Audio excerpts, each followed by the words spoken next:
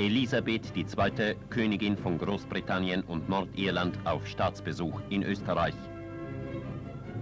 Auf dem Flughafen Schwechat heißt Bundespräsident Franz Jonas die Königin herzlich willkommen und schreitet mit ihr die Ehrenkompanie des österreichischen Gardebataillons ab.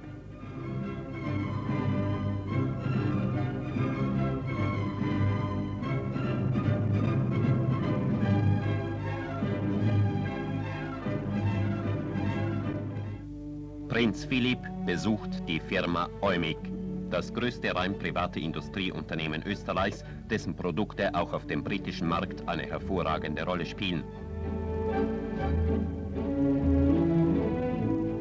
Am Werkseingang wird der Herzog mit einem Blumenstrauß empfangen und von den beiden geschäftsführenden Gesellschaftern, Ingenieur Fockenhuber und Dr. Hauser, begrüßt. Er lässt sich von ihnen anschließend die leitenden Herren des Unternehmens vorstellen.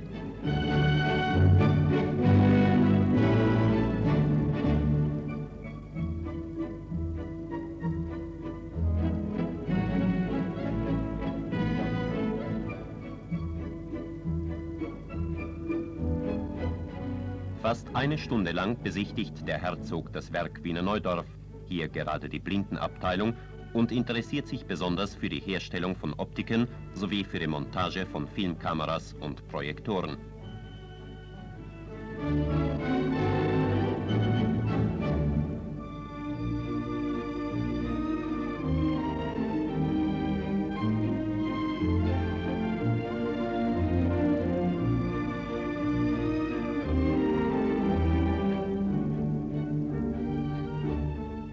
Im Verlaufe der Besichtigung wird dem königlichen Gast die in diesen Tagen fertiggestellte 150.000. Vignette-Filmkamera als Erinnerungsgeschenk überreicht. Der Prinz zeigt sich bei dieser Besichtigung vielseitig interessiert und nimmt öfters die Gelegenheit wahr, auch mit Arbeitern zu sprechen.